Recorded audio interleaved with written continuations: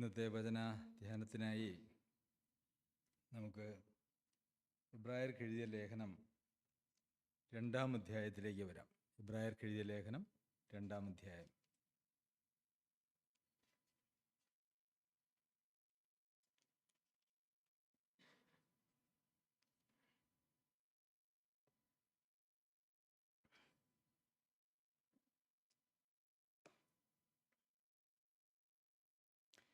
എബ്രായർക്ക് എഴുതിയ ലേഖനം 2-ാം അധ്യായം,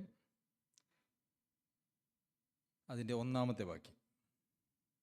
അതുകൊണ്ട് നാം വല്ലപ്പോഴും ഒഴുകിപ്പോകാതിരിക്കേണ്ടതിന് കേട്ടത് അധികം ശ്രദ്ധയോടെ കരുതിക്കൊള്ളുവാൻ ആവശ്യമാകുന്നു.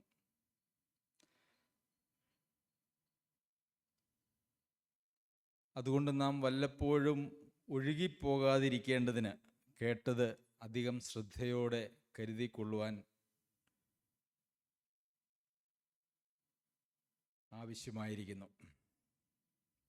എന്താണ് ഒഴുകിപ്പോവുക എന്ന് പറഞ്ഞാൽ? നമുക്ക് ഒഴുകിപ്പോകാനായിട്ട് കഴിയുമോ? കഴിയുമെന്നുള്ളത് കൊണ്ടാണല്ലോ അങ്ങനെ എഴുതിയിരിക്കുന്നത്. എന്താണ് ഈ ഒഴുകിപ്പോവുക എന്ന് പറഞ്ഞാൽ വചനത്തിൽ ഉദ്ദേശിച്ചിരിക്കുന്നത് അല്ലെങ്കിൽ അർത്ഥമാക്കിയിരിക്കുന്നത്?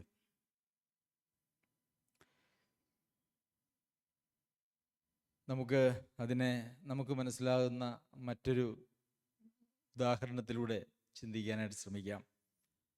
നമുക്കറിയാം, ഒരു കെട്ടിടത്തിൻ്റെ ടെറസിലേക്കോ മുകളിലത്തെ നിലയിലേക്കോ കയറണമെങ്കിൽ അതിന് സ്റ്റെയർ കേസ് ഉണ്ട്, ചവിട്ടുപടികളുണ്ട്. അങ്ങനെ 10, 12, 15 ചവിട്ട് പടികൾ കയറിയാണ് നമ്മൾ അതിൻ്റെ മുകളിലെത്തുന്നത്. ഒരുവൻ വീണ്ടും ജന്മം പ്രാപിക്കുമ്പോൾ അല്ലെങ്കിൽ രക്ഷിക്കപ്പെടുമ്പോൾ അവരുടെ രക്ഷ ഒരു യാഥാർത്ഥ്യമാണ് എങ്കിൽ അവർ പിന്നെ വലിയ ഒരു സന്തോഷത്തിലാണ് ജീവിക്കുന്നത്. ഭയങ്കര സന്തോഷം അല്ലേ? അവർ പുതിയ സത്യമായിട്ടുള്ള സുവിശേഷം കേട്ടു, വിശ്വസിച്ചു, സ്നാനപ്പെട്ടു, ഒരു പുതിയ തുടക്കത്തിന് വേണ്ടി അവരാഗ്രഹിച്ച് അവരങ്ങനെ വളരെ വലിയ ഒരു സന്തോഷത്തിൽ മുമ്പോട്ട് പോവുകയാണ്. അപ്പോൾ അവരെവിടെ കയറിയതെന്നറിയാമോ?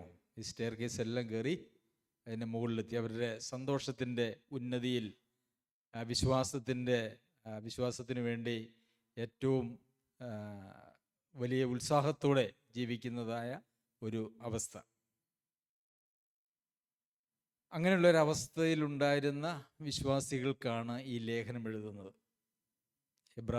എബ്രായ വിശ്വാസികൾ അങ്ങനെയുള്ള വിശ്വാസികളായിരുന്നു.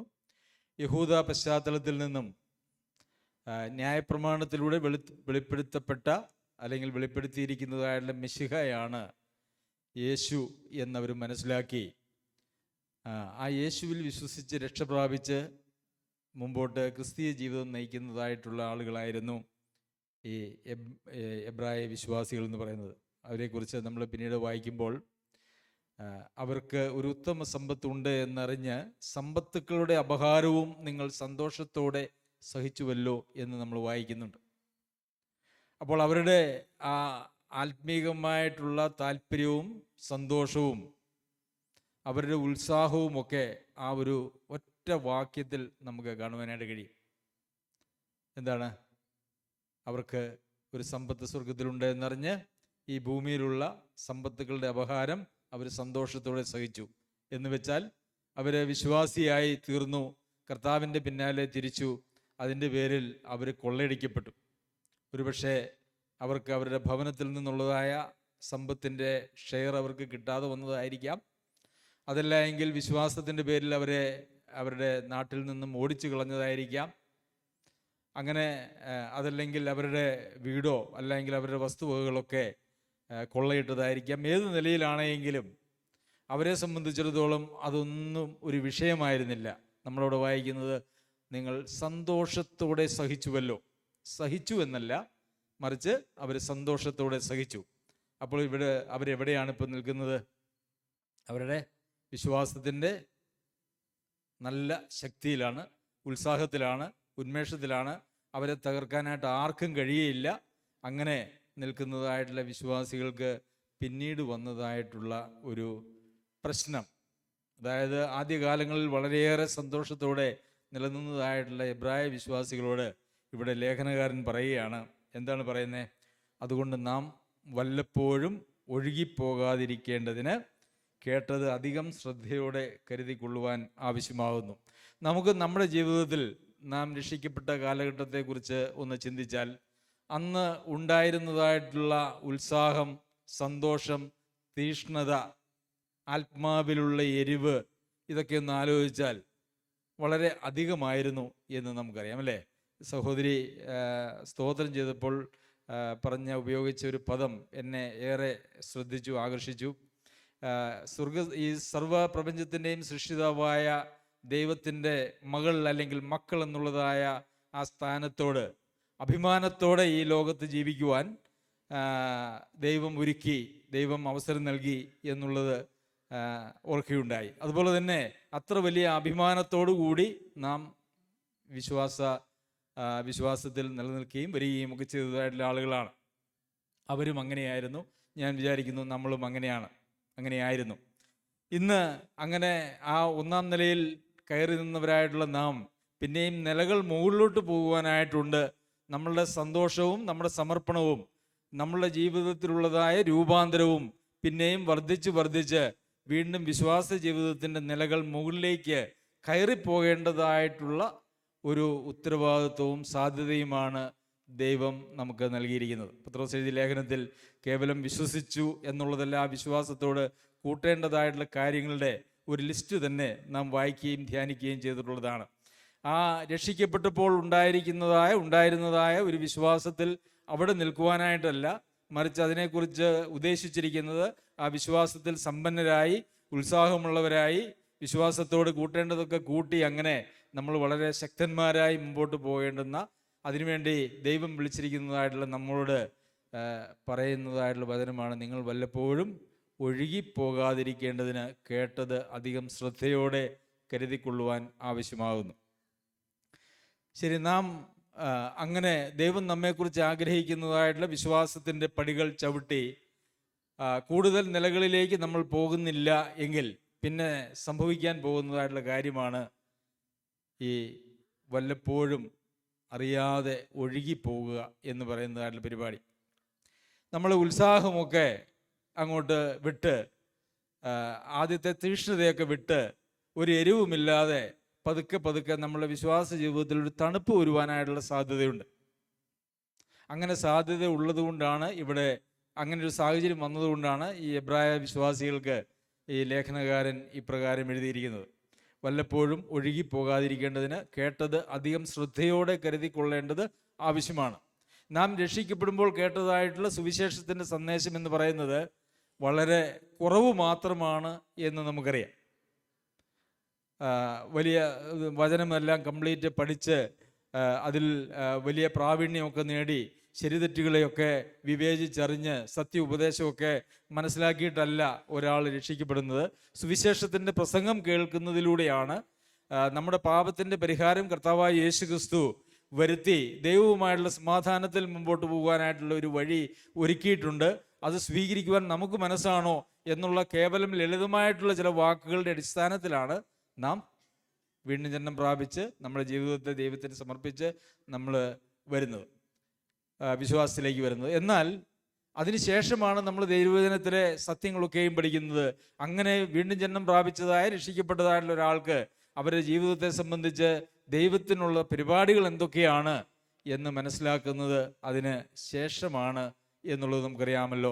അതിൻ്റെ ഭാഗമായിട്ടാണ് നമ്മൾ ദൈവവചനം പഠിക്കുവാനായിട്ട് സ്വന്തമായും അതുപോലെ തന്നെ കൂട്ടമായും ഒക്കെ പഠിക്കാൻ നമ്മൾ ഏറെ ശ്രദ്ധ ചെലുത്തുന്നത്.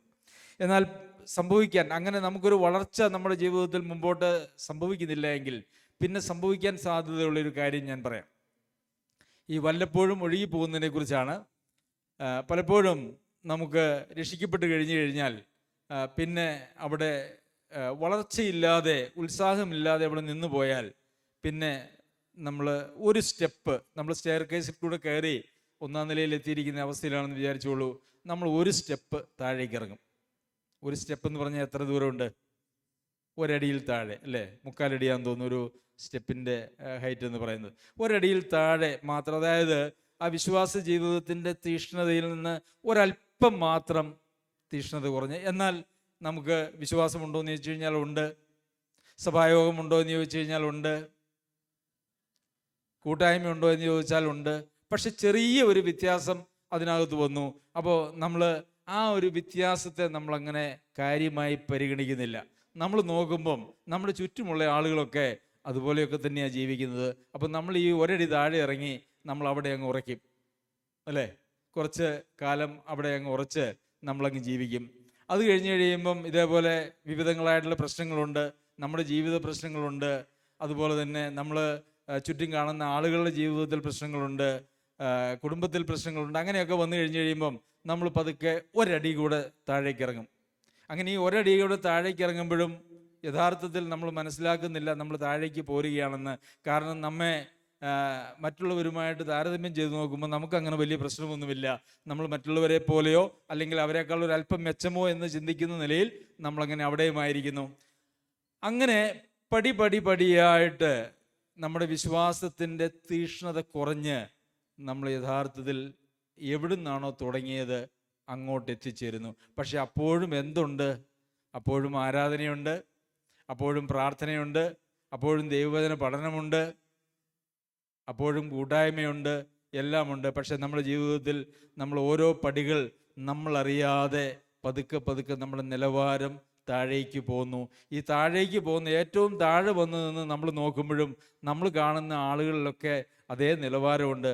അവരെക്കാളൊന്നും ഞാൻ ഒട്ടും മോശക്കാരനല്ല അല്ലെങ്കിൽ മോശക്കാരിയല്ല എന്നുള്ള ഒരു ആശ്വാസം മാത്രമാണ് ആ സമയത്ത് നമ്മളുണ്ടാകുന്നത്. അപ്പോൾ വല്ലപ്പോഴും അങ്ങനെ ഒഴുകിപ്പോകാതിരിക്കേണ്ടതിന് നാം കേട്ടത് അധികം ശ്രദ്ധയോടെ കരുതിക്കൊള്ളുവാൻ ആവശ്യമാകുന്നു എന്നാണ് നമുക്ക് ഇവിടെ വായിക്കുവാനായിട്ട് സാധിക്കുന്നത്. ഇന്ന് ക്രിസ്തീയ ലോകത്തിൽ യഥാർത്ഥത്തിൽ വിശ്വാസികൾ മാത്രമല്ല, മറിച്ച് ഈ സഭയിൽ ശുശ്രൂഷ ചെയ്യുന്ന ദൈവവചനം പഠിപ്പിക്കുന്നതായിട്ടുള്ള ആളുകളും ഇതുപോലെ പടിപടിയായി താഴേക്കിറങ്ങി ഇപ്പോൾ വളരെ വളരെ മോശമായ ഒരു തലത്തിൽ ജീവിക്കുന്ന ആളുകളായി തീർന്നിട്ടുണ്ട് എന്നുള്ളത് നമുക്കറിയാമല്ലോ. ഈ അടുത്ത ദിവസങ്ങളിലും അങ്ങനെയുള്ള പല പേര് കേട്ട ആളുകളെക്കുറിച്ചുള്ള വാർത്തകൾ ഒരുപക്ഷെ നിങ്ങൾ ശ്രദ്ധിച്ചിട്ടുണ്ടാവും എന്ന് ഞാൻ വിചാരിക്കുന്നു. പ്രിയമുള്ളവരെ, കേട്ടത് എന്താണ് എന്ന് നമുക്ക് ഒന്നാമത്തെ അധ്യായത്തിൻ്റെ 1-2 വാക്യങ്ങളിൽ നമുക്ക് കാണുവാനായിട്ട് കഴിയും. ദൈവം പണ്ട് ഭാഗമായിട്ടും വിവിധമായിട്ടും പ്രവാചകന്മാർ മുഖാന്തരം പിതാക്കന്മാരോട് അരുളി ചെയ്തിട്ട് ഈ അന്ത്യകാലത്ത് പുത്രൻ മുഖാന്തരം നമ്മോട് അരുളി ചെയ്തിരിക്കുന്നു. അപ്പോൾ പ്രവാചകന്മാർ മുഖാന്തരം എബ്രായ വിശ്വാസികളോട് എഴുതുന്നതുകൊണ്ടാണ് ആ ഒരു നിലയിൽ എഴുതിയിരിക്കുന്നത്. അവരുടെ പിതാക്കന്മാർ എബ്രാഹാം, ഇസ്ഹാക്ക്, യാക്കോബ് മുതലായ പിതാക്കന്മാരോട് പ്രവാചകന്മാർ മുഖാന്തരം അവർ അരുളി ചെയ്തു. അതിനുശേഷം ഇന്ന് ഈ അന്ത്യകാലത്ത് പുത്രൻ മുഖാന്തരം നമ്മോട് അരുളി ചെയ്തിരിക്കുന്നു. അപ്പോൾ പുത്രൻ മുഖാന്തരം നമ്മളോട് അരുളി ചെയ്തിരിക്കുന്നു, അല്ലെങ്കിൽ പുത്രൻ നമ്മളോട് അരുളി ചെയ്തിരിക്കുന്നതായിട്ടുള്ള കാര്യങ്ങളുണ്ട്.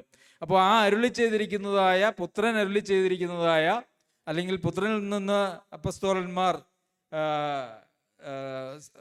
വെളിപ്പാടായി ലഭിച്ച് വേദപുസ്തകത്തിൽ നമുക്ക് രേഖപ്പെടുത്തി തന്നിരിക്കുന്നതായിട്ടുള്ള കാര്യങ്ങൾ, അത് സ്വീകരിച്ചിരിക്കുന്നതായിട്ടുള്ള, അത് കേട്ടതായിട്ടുള്ള നാം അത് ഏറ്റവും ശ്രദ്ധയോടെ കരുതിക്കൊള്ളുവാൻ, അധികം ശ്രദ്ധയോടെ കരുതിക്കൊള്ളുവാൻ ആവശ്യമാകുന്നു. അപ്പോൾ ആ പ്രവാചകന്മാർ മുഖാന്തരം അരുളി ചെയ്തിട്ട് പുത്രൻ മുഖാന്തരം ഈ അന്ത്യകാലത്ത് നമ്മളോടും അരുളി ചെയ്തു. ആ അരുളി ചെയ്തതായിട്ടുള്ള കാര്യങ്ങൾ അധികം ശ്രദ്ധയോടെ കരുതിക്കൊള്ളണം എന്ന് വെച്ച് കഴിഞ്ഞാൽ അതിലൊരല്പം പോലും വെള്ളം ചേർക്കുവാനായിട്ട് പാടില്ല. ആ പുത്രൻ അരുളി ചെയ്തതായിട്ടുള്ള ആ ഒരു കാര്യത്തിൽ നിന്നും ഒരല്പം പോലും താഴേക്ക് വരുവാനായിട്ട് പാടില്ല. അത് ഏറ്റവും ശ്രദ്ധയോടെ കരുതിക്കൊള്ളണം എന്നാണ്. പ്രിയമുള്ളവരെ, അങ്ങനെ ഏറ്റവും ശ്രദ്ധയോടെ കേട്ട കാര്യങ്ങളെ കരുതിക്കൊണ്ടാൽ മാത്രമേ നമുക്ക് ക്രിസ്തീയ ജീവിതത്തിൽ മുമ്പോട്ട് പോകുവാനായിട്ട് കഴിയുള്ളൂ എന്ന് നമുക്കറിയാമല്ലോ.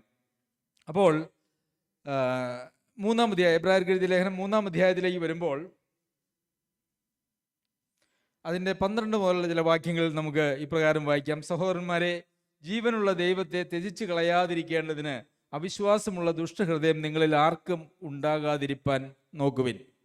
അപ്പോൾ ഇത് ആർക്കാണ് എഴുതുന്നത്? സഹോദരന്മാർക്കാണ്. സഹോദരന്മാരെ എന്ന് വിളിച്ചുകൊണ്ടാണ് ഇത് എഴുതുന്നത്. 2-ാം അധ്യായത്തിലും അതുകൊണ്ട് നാം വല്ലപ്പോഴും ഒഴുകിപ്പോകാതിരിക്കേണ്ടതിന്, ഈ നാം എന്ന് പറയുന്നതിൽ ലേഖനകാരനുമുണ്ട്, ഇത് എഴുതി കൊടുക്കുന്നതായിട്ടുള്ള വിശ്വാസികളുമുണ്ട് എന്നുള്ളത് നമുക്കറിയാം. അപ്പോൾ ഈ ലേഖനം എഴുതിയിരിക്കുന്നത് വിശ്വാസികൾക്കാണ് എന്നുള്ളത് നമുക്ക് കാണുവാനായിട്ട് കഴിയും.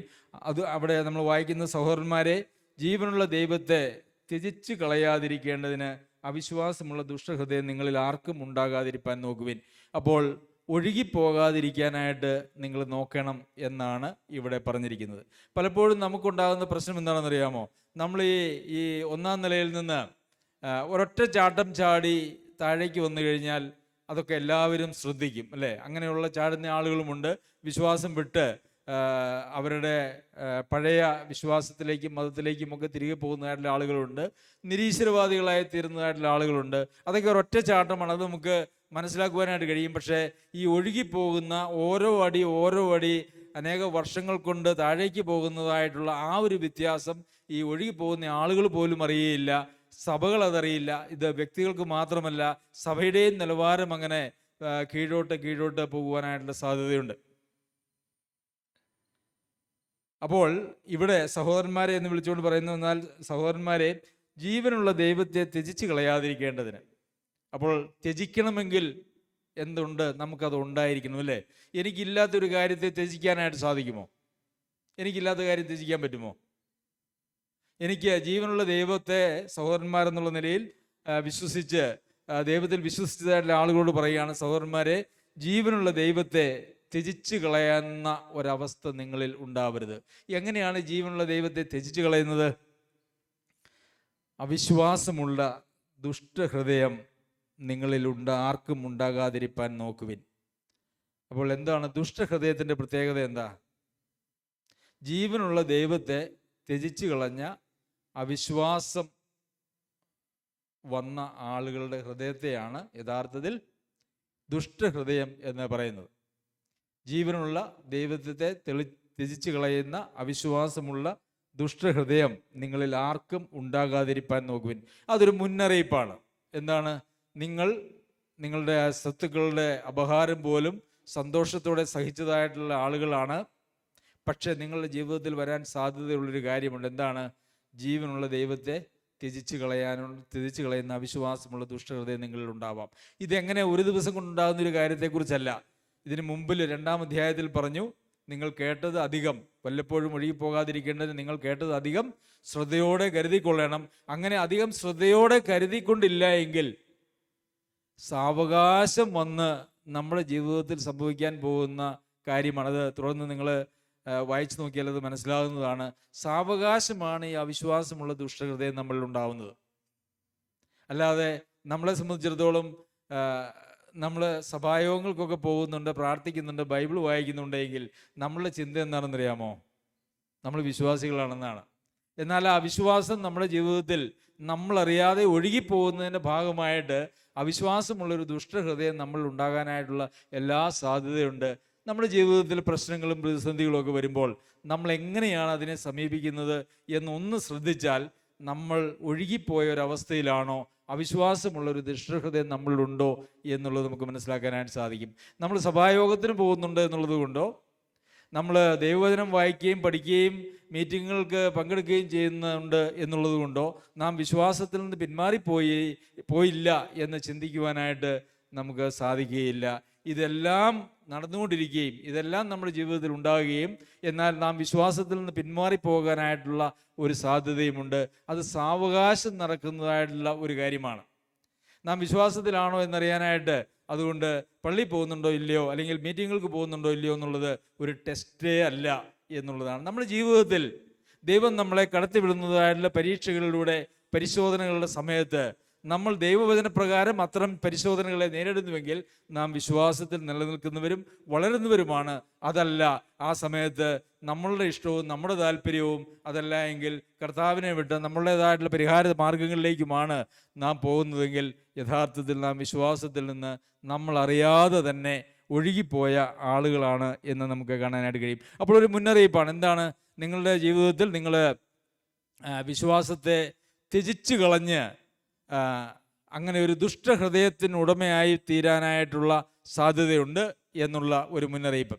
അപ്പോൾ ഒരു സഭായോഗത്തിന് വരുന്ന ഒരാൾക്ക് അവർ ഒഴുകിപ്പോയ ഒരവസ്ഥയിൽ, അല്ലെങ്കിൽ ഒഴുകിപ്പോയിക്കൊണ്ടേയിരിക്കുന്ന ഒരു അവസ്ഥയിലാണെങ്കിൽ അവരുടെ ഹൃദയം എന്ന് പറയുന്നത് ദൈവസന്നിധിയിൽ സ്വീകാര്യമല്ലാത്ത ദുഷ്ടഹൃദയം, ഈ ദുഷ്ടഹൃദയത്തിനൊരു പക്ഷേ ഒരു വളർച്ച അല്ലെങ്കിൽ തളർച്ച ഉണ്ടായിരിക്കും. ദുഷ്ടതയിൽ കൂടി വരുമ്പോൾ വളരെ ദുഷ്ടത നിറഞ്ഞ അവസാനം ജീവനുള്ള ദൈവത്തെ ത്യജിച്ച് കളഞ്ഞു എന്ന് പറയത്തക്ക നിലയിലുള്ളതായ ഒരവസ്ഥയിലേക്ക് അവർ വന്നുപെടുവാനായിട്ടുള്ള സാധ്യതയുണ്ട്. അപ്പോൾ അങ്ങനെ ആർക്കും ഉണ്ടാകാതിരിക്കാൻ നോക്കുവിൻ. അപ്പോൾ അതിനൊരു ശ്രദ്ധ നമുക്ക് ആവശ്യമാണ് എന്നുള്ളതാണ് നമുക്കിവിടെ കാണുവാനായിട്ട് കഴിയുന്നത്. നിങ്ങളാരും പാപത്തിൻ്റെ ചതിയാൽ കഠിനപ്പെടാതിരിക്കേണ്ടതിന് ഇന്ന് എന്ന് പറയുന്നിടത്തോളം നാൾ തോറും അന്യോന്യം പ്രബോധിപ്പിച്ചുകൊള്ളുവിൻ. അപ്പോൾ എങ്ങനെയാണ് ഒരു അവിശ്വാസമുള്ള ദുഷ്ടഹൃദയം നമ്മളിൽ ഉണ്ടാകുന്നത്? അതാണ് തൊട്ട് താഴെയുള്ള ഈ വാക്യം പറയുന്നത്. എന്താണ്? നിങ്ങളാരും പാപത്തിൻ്റെ ചതിയാൽ കഠിനപ്പെടാതിരിക്കേണ്ടതിന് അന്യോന്യം സൂക്ഷിച്ചുകൊള്ളുക. എങ്ങനെയാ പാപത്തിൻ്റെ ചതിയാൽ കഠിനപ്പെടുന്നത്? ഒരു ഉദാഹരണം പറയാം. ദൈവസഭ ഒരു ശരീരമാണ് എന്നും ഒരു ശരീരത്തിൻ്റെ അവയവങ്ങൾ പോലെ ഐക്യത്തിലും സ്നേഹത്തിലും ഏകമനസ്സോടെ ഏകഹൃദയത്തോടെ ഒന്നായി ജീവിക്കേണ്ടവരാണ് ഒരു ദൈവസഭയിലെ അംഗങ്ങൾ എന്നുള്ളതൊക്കെ നമുക്കറിയാം, അല്ലേ? മനുഷ്യരെല്ലാവരും, സഭയിലെ വിശ്വാസികളെല്ലാവരും വിശ്വസ്തരാണ്. പല പശ്ചാത്തലത്തിൽ നിന്ന് പല പ്രത്യേകതകളുള്ളവരായിട്ടുള്ള ആളുകളെയാണ് കർത്താവ് വീണ്ടെടുത്ത് എല്ലാവരിലും ഒരേ വിശ്വാസവും എല്ലാവരിലും ഒരേ ആത്മാവും കൊടുത്ത് ഒരു ശരീരമാക്കി കർത്താവ് പണിയുന്നത്. ഒരു ആത്മീക യാഗം കഴിക്കത്തക്ക ആത്മീക ഗ്രഹമായി കർത്താവ് പണിതുകൊണ്ടിരിക്കുകയാണ്. അപ്പോൾ അങ്ങനെ ഇരിക്കുമ്പം വ്യത്യസ്തരാണ് എന്ന് പറഞ്ഞല്ലോ. അപ്പോൾ നമുക്ക് ഏതെങ്കിലും ഒരു സഹോദരൻ്റെയോ അല്ലെങ്കിൽ സഹോദരിയുടെയോ പെരുമാറ്റം നമുക്ക് കൊണ്ട് സുഖിച്ചില്ല, നമ്മുടെ നാട്ടുഭാഷയിൽ പറഞ്ഞാൽ സുഖിച്ചില്ല, അല്ലെങ്കിൽ ഇഷ്ടപ്പെട്ടില്ല. അപ്പം നമുക്ക് എന്താ തോന്നുക? നമ്മുടെ ഉള്ളിൽ ഒരു ഇഷ്ടക്കേട്, അല്ലേ? ഒരു നീരസം, ഈ ആൾ ശരിയല്ല എന്നുള്ളൊരു തോന്നൽ, അങ്ങനെയൊക്കെ വരും, അല്ലേ? അങ്ങനെ തോന്നിക്കഴിഞ്ഞാൽ പിന്നെ അപ്പം നമ്മൾ എന്താ ചെയ്യുക? നമ്മുടെ ചിന്ത എന്താ? ആ ആള് മോശമാണ്, ആളത്ര ശരിയല്ല, ആ ആൾ ചെയ്യുന്നത് പോലെയൊന്നും ഞാൻ ചെയ്യുന്നില്ല, അതുകൊണ്ട് ഞാൻ അവരെക്കാൾ മെച്ചമാണ്, അല്ലേ? അങ്ങനെയൊക്കെയല്ലേ നമ്മുടെ ചിന്ത വരുന്നത്. അത് കഴിഞ്ഞ് പിന്നെ നമ്മൾ ശ്രദ്ധിക്കാൻ തുടങ്ങും. നാളെ നമുക്കിഷ്ടമില്ലാത്ത ആളെ ഇഷ്ടമില്ലാത്ത അച്ചി തൊട്ടതെല്ലാം കുറ്റം, അങ്ങനെ കേട്ടിട്ടില്ലേ? അപ്പോൾ പിന്നെ അദ്ദേഹത്തിൻ്റെ വായിൽ നിന്ന് വരുന്നതോ അല്ലെങ്കിൽ അദ്ദേഹത്തിൻ്റെ പെരുമാറ്റത്തേക്ക് അങ്ങനെ ശ്രദ്ധിച്ച് നോക്കിയിരിക്കുക, എന്തെങ്കിലും കുറ്റമുണ്ടോ എന്ന്. അങ്ങനെ നമ്മൾ ഒരു സഹോദരനെ വിധിക്കുന്ന, അദ്ദേഹത്തിനെ ഒരു പ്രതിപക്ഷത്ത് നിർത്തുന്ന, അല്ലേ, ശരീരത്തിൻ്റെ അവയവങ്ങളാണെന്ന് പറയുമ്പോൾ പ്രതിപക്ഷത്ത് നിർത്തുന്ന ഒരവസ്ഥയിലേക്ക് നമ്മൾ അങ്ങ് കടന്നു പോകും. നമുക്കത് എന്ത് തോന്നും? ആ സഹോദരൻ തെറ്റിപ്പോയൊരു സഹോദരനാണ്, ഞാൻ ശരിയുമാണ്. നമ്മുടെ ചിന്താഗതി അങ്ങനെയല്ലേ വരുന്നേ? അദ്ദേഹം തെറ്റിപ്പോയതായിട്ടുള്ള ഒരാൾ. പിന്നെ നമ്മൾ അടുത്തത് എന്താ ചെയ്യുക? നമുക്ക് സഭയിൽ വേണ്ടപ്പെട്ട സൗഹൃദമൊക്കെ ഉള്ള ആളുകളുടെ അടുത്ത് ചെന്നിട്ട് നമ്മൾ പറയും, എന്താ അറിഞ്ഞോ ആ സഹോദരൻ അല്ലെങ്കിൽ ആ സഹോദരി ഇങ്ങനെയൊക്കെ ചെയ്തു, ആൾ ശരിയല്ല എന്ന് പറഞ്ഞു, അല്ലേ? അങ്ങനെയൊക്കെ പറഞ്ഞ് ഇത് ഒരു വ്യാധി പോലെ ഇത് സഭയിൽ അങ്ങ് പടരുകയാണ്. അങ്ങനെ വ്യാധി, നമ്മുടെ സഭയെക്കുറിച്ചല്ല, ഇവിടെ അങ്ങനെ ഒരു പ്രശ്നമില്ല കേട്ടോ. അങ്ങനെ വ്യാധി പോലെ പടർന്ന് എല്ലാവരെയും ഗ്രസിച്ച് ഇത് ഓരോരുത്തരും മറ്റുള്ളവരെ, പലരും അങ്ങോട്ടും ഇങ്ങോട്ടുമെല്ലാം ഈ നിലയിൽ ഇഷ്ടപ്പെടാത്തതായിട്ടുള്ള അല്ലെങ്കിൽ ദുഷിക്കുന്നതായിട്ടുള്ള വിധിക്കുന്നതായിട്ടുള്ള ഒരു മനോഭാവത്തിലേക്ക് വന്നു കഴിയുമ്പോൾ ആ സഭയെ ഒരു സഭ എന്ന് വിളിക്കാനായിട്ട് കഴിയുകയില്ല. അപ്പോൾ ആദ്യമേ തന്നെ എവിടെയായിരുന്നു പരിഹാരമുണ്ടാകേണ്ടത്?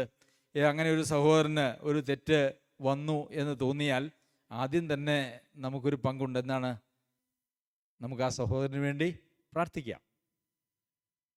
ആ സഹോദരനെ കൂടുതൽ സ്നേഹിച്ച് സഹോദരൻ്റെ അടുത്ത് പോയിരുന്ന് അല്ലെങ്കിൽ അങ്ങനെ അവരുമായിട്ടുള്ള സ്നേഹത്തിൻ്റെ ആ ഒരു ബന്ധമൊക്കെ വന്നു കഴിഞ്ഞ് കഴിയുമ്പോൾ എന്താ സംഭവിക്കുക? നമുക്ക് സ്വാതന്ത്ര്യം കിട്ടും അല്ലേ? എല്ലാവരെയും സ്നേഹിക്കണമെന്നുള്ളത് കൽപ്പനയാണ്. എന്നാൽ നമ്മൾ ആരെയെങ്കിലുമൊക്കെ തിരുത്താനായിട്ട് പോകുന്നുണ്ടെങ്കിൽ അവിടെ ഒരു എക്സ്ട്രാ സ്നേഹം ആവശ്യമാണ്. സ്നേഹിക്കുന്നുണ്ട് എന്നുള്ളത് അവർക്ക് ബോധ്യപ്പെടേണ്ടതും ആവശ്യമാണ്. അപ്പോൾ അങ്ങനെ അവരെ തിരുത്തി അവരെ മുമ്പോട്ട് കൊണ്ടുവരുന്നതിന് പകരം നമ്മൾ എന്ത് ചെയ്തു? നമ്മൾ അവരെ പ്രതിപക്ഷത്ത് നിർത്തി അവരെക്കുറിച്ച് നമ്മളുടെ ഹൃദയത്തിൽ തന്നെ ആദ്യം ഒരു കയ്പുണ്ടാക്കി, ആ കയ്പിനെ വളർത്തി, ആ കയ്പ് എന്നിട്ട് മറ്റ് പലരിലേക്കും നമ്മളങ്ങോട്ട് പകർന്നു കൊടുത്ത് അങ്ങനെ ഒരാളെ വളരെ മോശക്കാരനായിട്ട് ചിത്രീകരിച്ചിരിക്കുന്നു. എന്നിട്ട് പിന്നെ നമ്മളിതൊക്കെ മനസ്സിൽ വെച്ചുകൊണ്ടിരുന്ന് നമ്മൾ ഞായറാഴ്ച വരും, ഞായറാഴ്ച വന്നിട്ട് നമ്മൾ അപ്പം നുറുക്കും ഇല്ലേ? ഇല്ലേ? ശരിയല്ലേ? നമ്മളെക്കുറിച്ചല്ല ഇവിടെ ഞാൻ ഈ നമ്മളെന്ന് പറയുമ്പോൾ നിങ്ങൾ ആരും തെറ്റിദ്ധരിക്കരുത്. നമ്മളിവിടുത്തെ കാര്യമല്ല പറയുന്നത്. നമ്മളെല്ലാവരും പല സഭകളിൽ അങ്ങനെ അംഗങ്ങളായിരുന്ന ആളുകളാണ്. അപ്പോൾ നമുക്കിതെല്ലാം പരിചയമുണ്ട്. ലോകത്തിൽ സംഭവിക്കുന്നൊരു കാര്യം എന്നുള്ള നിലയിലാണ് ഞാൻ അതിനെക്കുറിച്ച് പറയുന്നത്. അപ്പോൾ അപ്പം നുറുക്കുമ്പോൾ നമ്മളെന്താ പറയുന്നത്? ഞങ്ങളെല്ലാവരും ഐക്യത്തിലാണ്, ഒരപ്പം പോലെ ഞങ്ങളെല്ലാവരും ചേർന്നിരിക്കുന്നവരാണ്, അതിൽ നിന്ന് പങ്കെടുക്കുന്ന ഞങ്ങളെല്ലാവരും ഒരു ശരീരത്തിൻ്റെ അവയവങ്ങളാണ്. ഉള്ളിലെന്താ ഉള്ളേ? വെറുപ്പ്. ഈ വെറുപ്പ് എത്ര പേരിലേക്ക് പകർന്നിട്ടുണ്ട്? ആകാവുന്നിടത്തോളം ആളുകളിലേക്ക് അത് പകർന്നിട്ടുണ്ട്. ഇതുപോലെ പലര് അങ്ങോട്ടും ഇങ്ങോട്ടും പലരെക്കുറിച്ചും പറഞ്ഞു കഴിഞ്ഞാൽ അതിൻ്റെ അവസാനം എന്തായിരിക്കും? സഭയുടെ അവസാനം എന്താ? അല്ലെങ്കിൽ സഭയുടെ അവസ്ഥ എന്താ? അല്ലേ? അന്യോന്യം സ്നേഹമില്ല, അന്യോന്യം ബന്ധമില്ല, അന്യോന്യം ആരും ആരെയും പരിഗണിക്കുന്നില്ല, ആരെയും സ്നേഹിക്കുന്നില്ല. എന്നിട്ട് പക്ഷെ നമുക്ക് എന്തുണ്ട്? സഭായോഗമുണ്ട്, വചന ശുശ്രൂഷയുണ്ട്, അപ്പം നുറുക്കലുണ്ട്. പക്ഷെ നമുക്ക് ഇതൊന്നും ഒരു കുഴപ്പമായിട്ട് നമുക്ക് തോന്നാറില്ല അല്ലേ? എനിക്ക് ഒരു സഹോദരനോട് എൻ്റെ ഉള്ളിലൊരു പകയുണ്ടായി, അയ്യോ ഞാനൊരു തെറ്റുകാരനാണല്ലോ എന്ന് തോന്നാറുണ്ടോ? നമ്മൾക്ക് എന്താ തോന്നാറുള്ളത്?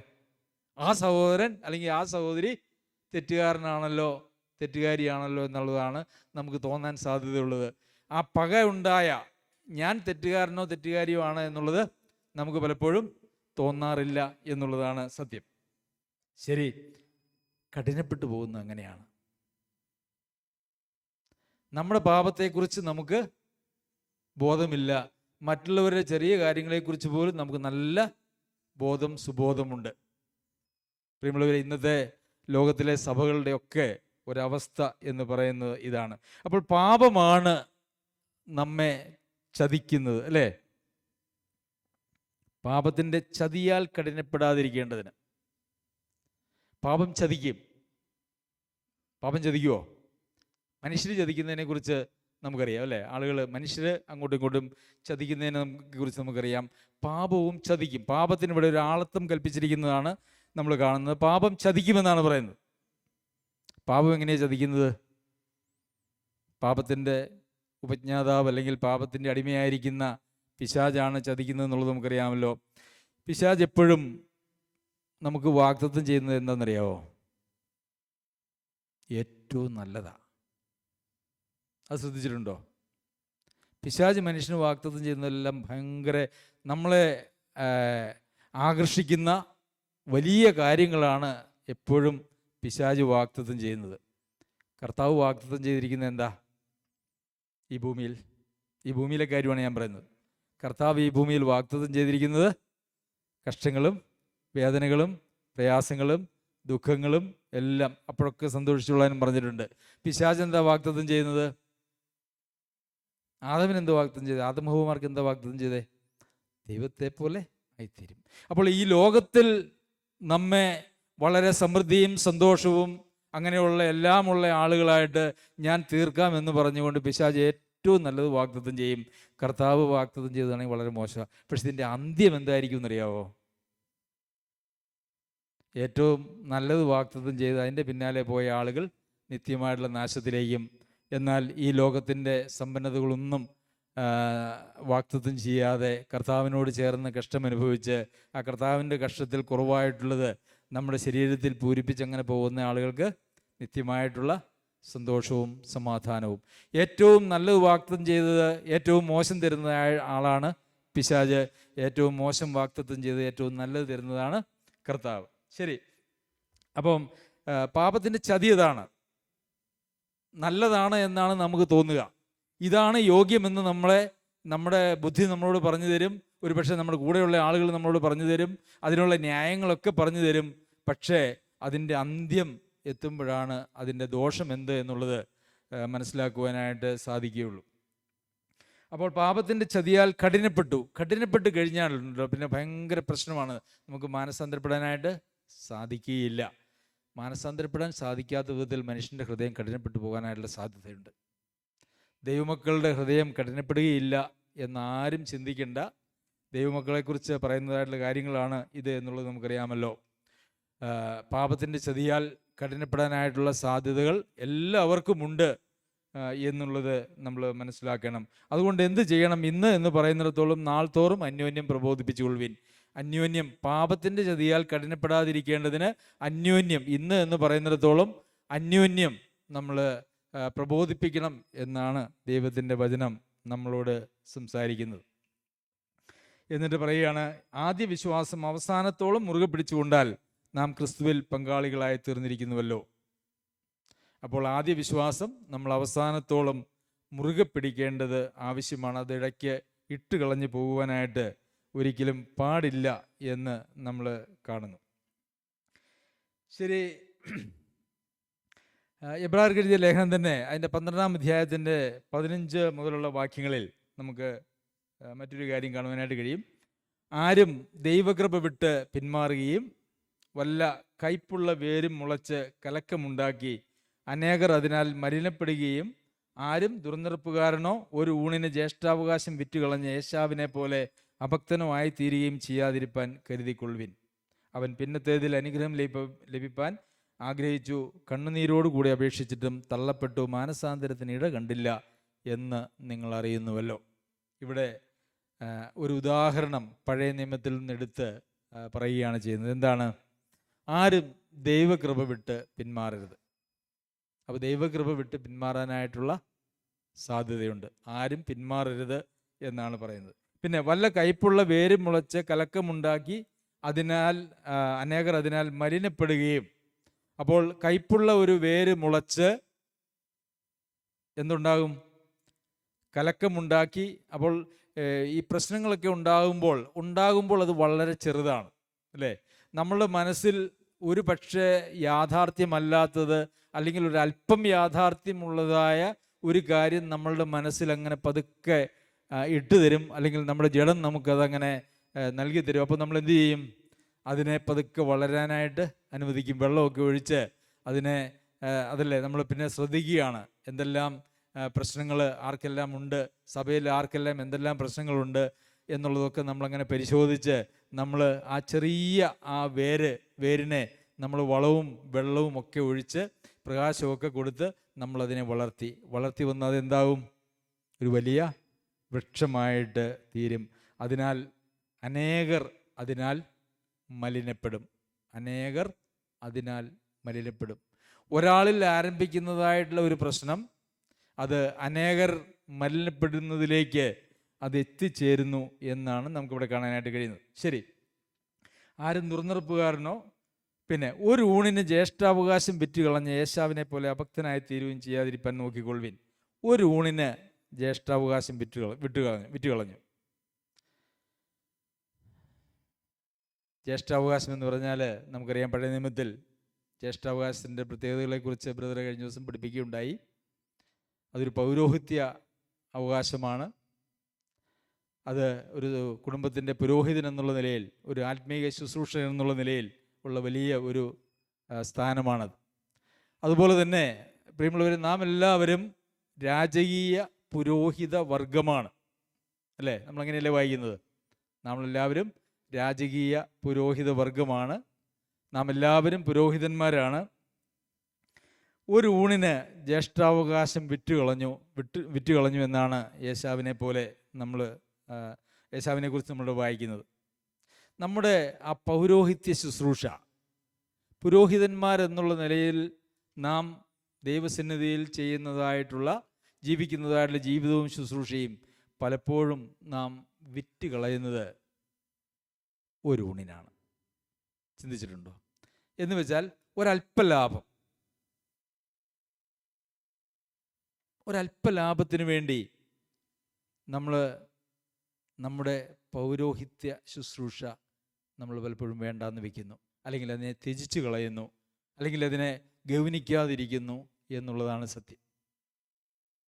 ജീവിതത്തിൽ ദൈവകൽപ്പനകളെ ലംഘിച്ച് നമ്മളുടെ ജഡത്തിൻ്റെ ഇഷ്ടത്തിനോ അതല്ലെങ്കിൽ മറ്റാളുകളുടെ ആരുടെയെങ്കിലും സമ്മർദ്ദത്തിനോ നാം വഴങ്ങി നാം മുമ്പോട്ട് പോകുമ്പോൾ നമ്മൾ ചെയ്യുന്നത് എന്താണെന്നറിയാമോ?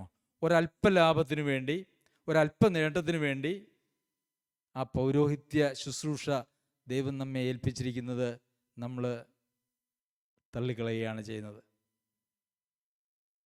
അതിനുശേഷം ഏശാവിനെ കുറിച്ച് നമ്മൾ വായിക്കുന്നത് എന്താ? പിന്നത്തേതിൽ അനുഗ്രഹം ലഭിപ്പാൻ ആഗ്രഹിച്ച് കണ്ണുനീരോടുകൂടി അപേക്ഷിച്ചിട്ടും തള്ളപ്പെട്ടു, മാനസാന്തരത്തിന് ഇട കണ്ടില്ല എന്ന് നിങ്ങൾ അറിയുന്നുവല്ലോ.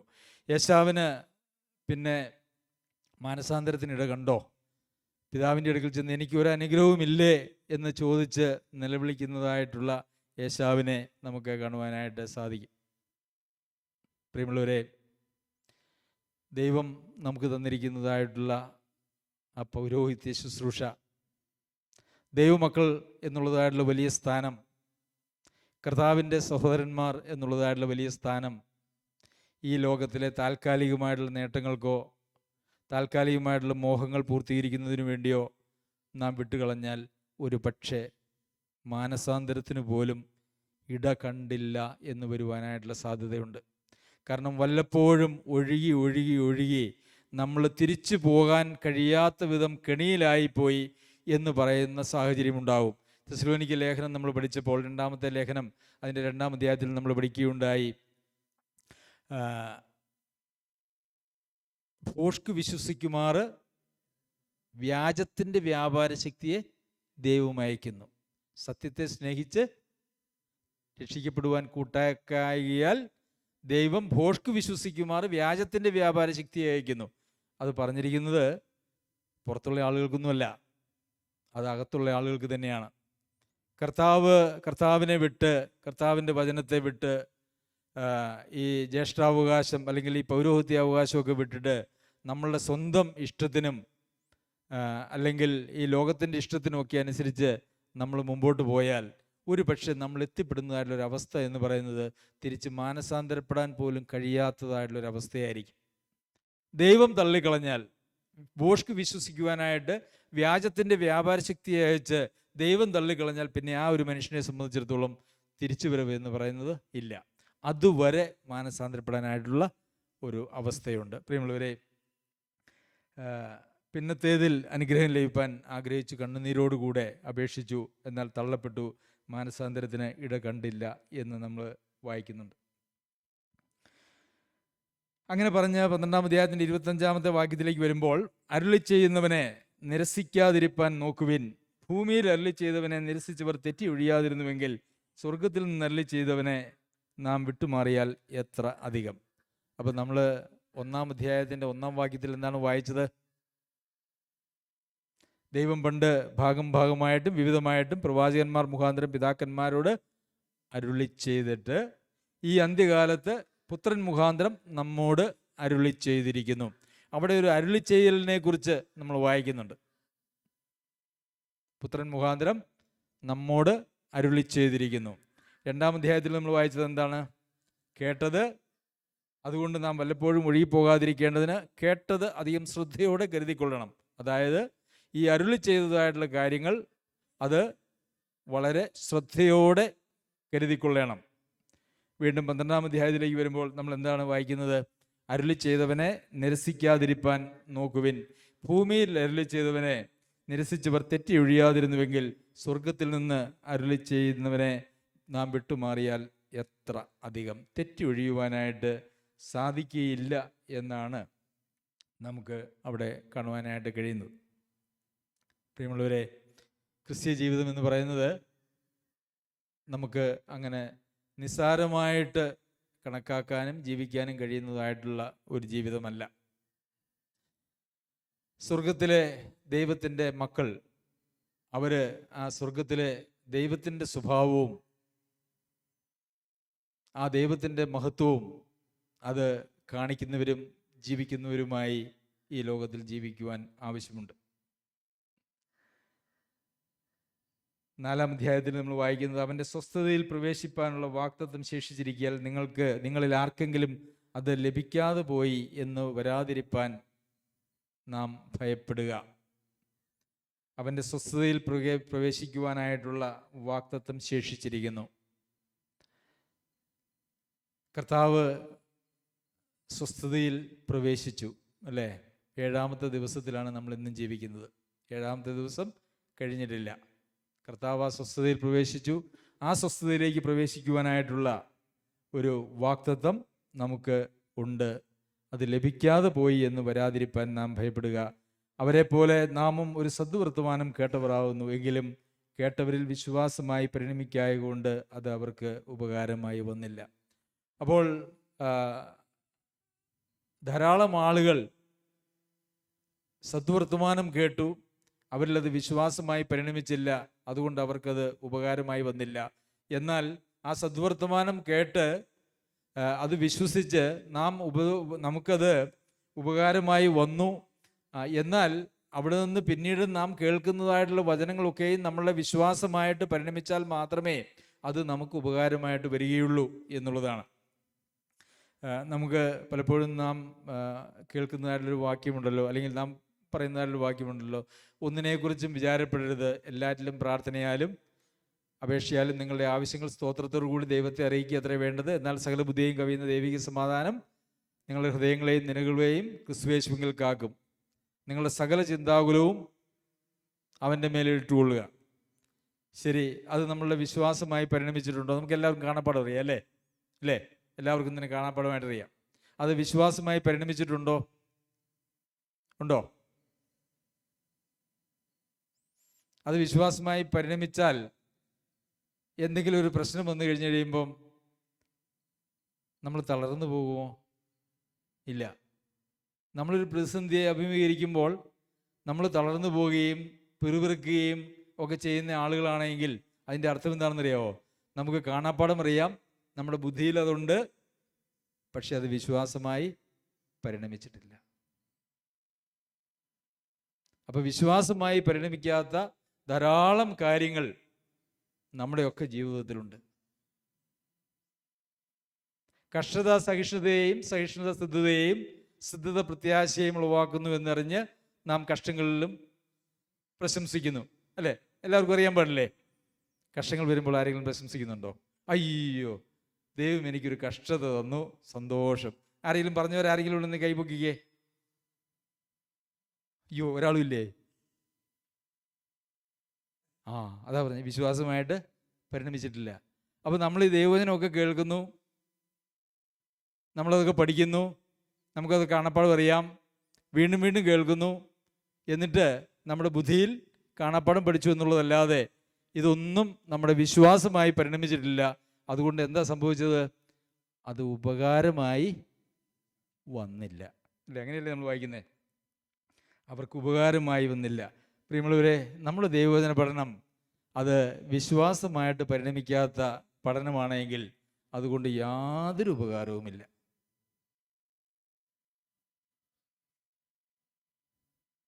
ഉപകാരമില്ലാത്ത ദൈവവചന പഠനം, ഉപകാരമില്ലാത്ത സഭായോഗങ്ങൾ, അല്ലേ? നമ്മൾ നിരന്തരം കേൾക്കുകയും പഠിക്കുകയും ചെയ്യുന്ന കാര്യങ്ങളാണ് ഇതെല്ലാം. അപ്പോൾ നാം ഒഴുകിപ്പോകുന്നത് സാവകാശമാണ്. ഈ ഒഴുകിപ്പോകുന്ന ആളുകൾ, അല്ലെങ്കിൽ ഈ സ്റ്റെപ്പ് ഓരോന്നോരോന്ന്, ഈ ഒരു 12 സ്റ്റെപ്പ് ഉണ്ടെങ്കിൽ ഒരു ആയുഷ്കാലം കൊണ്ടാണ് ഈ 12 സ്റ്റെപ്പ് ആളുകൾ ഇറങ്ങി വരുന്നത്. ആ ഉത്സാഹത്തിൽ, ക്രിസ്ത്യ ജീവിതത്തിൻ്റെ ഉത്സാഹത്തിൽ നാം മുമ്പോട്ട് പോയില്ലെങ്കിൽ. അപ്പോൾ ആരും അങ്ങനെ ഞാൻ ഇറങ്ങി എൻ്റെ ജീവിതത്തിൻ്റെ നിലവാരം, ദൈവം ആഗ്രഹിക്കുന്ന നിലവാരത്തിൽ നിന്ന് ഞാൻ താഴേക്ക് പോകുന്നു എന്ന് പലപ്പോഴും ആളുകൾ അറിയില്ല. വളരെ പതുക്കെയാണ് നമ്മളുടെ ആ ഒരു ക്രിസ്ത്യ ജീവിതത്തിൻ്റെ അധപ്പതനം നടക്കാൻ സാധ്യതയുള്ളത്. നമ്മൾ പലപ്പോഴും സഭായോഗത്തിന് വരാത്തവരെയോ അല്ലെങ്കിൽ വിശ്വാസം വിട്ടു പോയവരെയൊക്കെ അവർ പിന്മാറ്റക്കാരാണെന്ന് പറയും. എന്നാൽ ഒരു കാര്യം ഞാൻ പറയാം, സഭയിൽ വന്നിരിക്കുന്ന ആളുകളാണ് സഭയിൽ നിന്ന് പോയ ആളുകളെക്കാൾ എണ്ണത്തിൽ പിന്മാറ്റക്കാരായിട്ട് കൂടുതലുള്ളത്. പിന്മാറ്റക്കാർ സഭയിൽ പലപ്പോഴും വരുന്ന ആളുകൾ തന്നെയാണ്. കാരണം ഇത് കൂടെയുള്ളവർക്കും ഈ ഒഴുകിപ്പോയി എന്നുള്ളത് മനസ്സിലാകുന്നില്ല. കാരണം എല്ലാവരും ഒരേപോലെയാണ്. ആ നല്ല തീഷ്ണതയിൽ ഒരു സഭ നിന്നില്ലെങ്കിൽ ഈ സഭ ഒന്നാകെയാണ് ഒഴുകിപ്പോകുന്നത്. അപ്പം നമ്മൾ നോക്കുമ്പം എല്ലാവരും 5 വർഷം കഴിഞ്ഞ് കഴിയുമ്പോൾ ഒരു സ്റ്റെപ്പ് താഴെ ഇറങ്ങി, എല്ലാവരും ആ സ്റ്റെപ്പിലാണ്. അപ്പം നമ്മൾ എന്ത് ചെയ്യും? നമ്മളെല്ലാവരും ഒരേപോലെയാണല്ലോ എന്ന് ചിന്തിക്കും. അടുത്ത 5 വർഷം കഴിയുമ്പം അടുത്ത ഒരു സ്റ്റെപ്പിലേക്ക് എല്ലാവരും കൂടെ മാറും. മുകളിൽ നിൽക്കുന്ന ആരെങ്കിലും ഉണ്ടെങ്കിൽ മാത്രമേ നമ്മൾ താഴെയാണല്ലോ എന്ന് ചിന്തിക്കാനായിട്ട് നമുക്ക് കഴിയുകയുള്ളൂ. അങ്ങനെ സഭകൾ ഒഴുകിപ്പോയിരിക്കുന്നതായ, ആളുകളൊക്കെയും ഒഴുകിപ്പോയിരിക്കുന്നതായിട്ടുള്ളൊരു ലോകമാണ് നമ്മളുടെ ലോകം. പ്രിയമുള്ളവരെ, നാം കേൾക്കുന്ന വചനം വിശ്വാസമായി നമ്മുടെ ജീവിതത്തിൽ പരിണമിക്കണം. എന്നാൽ മാത്രമേ അത് ഉപകാരമായിട്ട് വരികയുള്ളൂ. സർവ്വശക്തനായ ദൈവം നമ്മെ എല്ലാവരെയും സഹായിക്കട്ടെ. അവൻ്റെ അതിപരിശുദ്ധ നാമം വാഴ്ത്തപ്പെടുമാറാകട്ടെ.